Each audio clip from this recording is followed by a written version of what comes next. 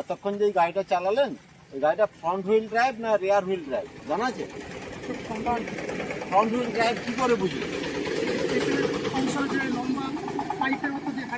সামনে এসে বলো, কাছাকাছি শোনা যাবে। পেছন দিকে যে অংশটা থাকে লম্বা পাইপের মধ্যে একটা হাঁড়ির মতো অংশ থাকে, তাতে একটা ডেঞ্জার চিহ্ন থাকে, সেটা থাকলে পেছনের দুটো চাকার মাঝখানে যে ডিফারেন্সিয়ালটা থাকে হাঁড়ির মতো অংশ, ওইটা দেখে বোঝা যাবে যে এটা রিয়ার হুইল না ফ্রন্ট হুইল। ঠিক আছে, যখন রিয়ার হুইল হবে তখন কি হবে? রিয়ার মানে কি? পেছনে, পেছনে। ঠিক আছে, তাহলে ওই মাঝখানে ডিফারেন্সিয়ালটা থাকতে হবে, দুটো চাকার মাঝখানে ডিফারেন্সিয়াল থাকতে হবে। তাহলে আমাদেরকে আগে দেখতে হবে ঝুঁকে যে আমাদের ডিফারেন্সিয়াল আছে কিনা। ডিফারেন্সিয়াল যদি না থাকে তাহলে এটা কি হবে? Front wheel drive. তাহলে ফ্রন্ট হুইল ড্রাইভ কি করে বুঝবো? ফ্রন্ট হুইল না, ফ্রন্ট হুইল ড্রাইভে আমাদের কে ঘোরাচ্ছে চাকাকে? ওখানে তো অ্যাক্সেল থাকছে। ঠিক আছে, এখানে কিন্তু অ্যাক্সেল নেই।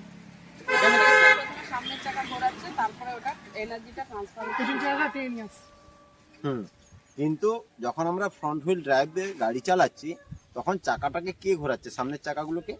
এখানে তো অ্যাক্সেল নেই, এখানে ড্রাইসেপ্ট আছে। তাহলে আমরা ড্রাইসেপ্ট কোনটাকে বলা হচ্ছে সেটা আমরা দেখব। ঠিক আছে, আমরা যখন গিয়ারটা দিচ্ছি, গিয়ার দিয়ে ক্লাচ ছাড়ার পর কি হচ্ছে? এগুলো চাকাটাকে ঘোরাচ্ছে, আর এগুলো হচ্ছে জয়েন্ট। ঠিক আছে, এই যে মুভমেন্ট করছে, তবে চাকাটা কাটছে। মুভমেন্ট করলে ঘোরাতে সুবিধা হচ্ছে। ঠিক আছে, আমরা যদি গাড়িটা দাঁড় করানো অবস্থায় ঘোরাই তখন কি হচ্ছে? এই জয়েন্টের উপরে প্রেসার পড়ে, তখন কিন্তু এগুলো নষ্ট হয়ে যায়। তার জন্য কি করি? গাড়িটা চলতে চলতে আমরা স্টিয়ারিং ঘোরাবো, দাঁড়িয়ে থাকা অবস্থায় ঘোরাবো না।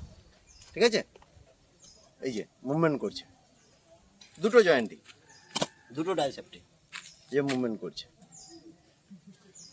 ঠিক আছে, আর এর ভেতরে কি থাকে? গ্রিস দিয়ে ভর্তি করা থাকে, যার জন্য কি এটা খুব ইজিভাবে ঘোরাতে সুবিধা।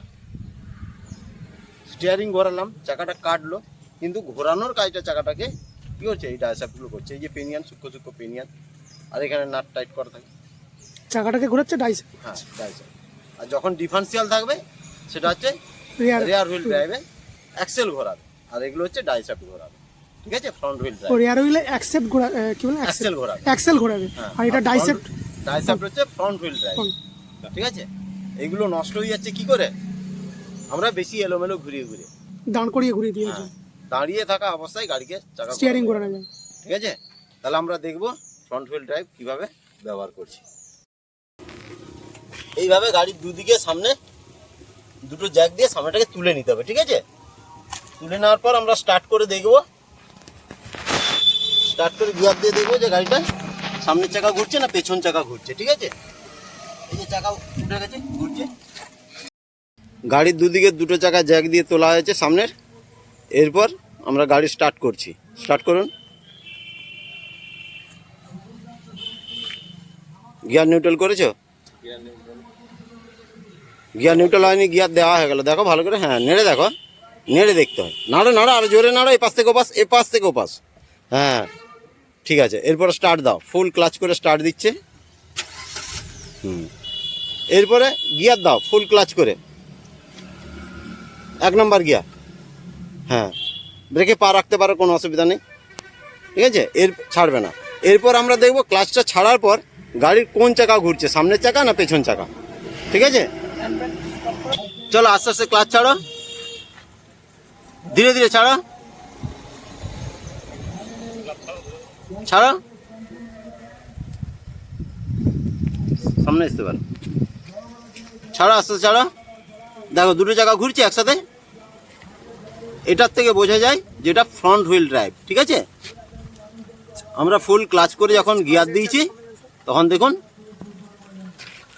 দুটো চাকাই ঘুরছে সমান তালে।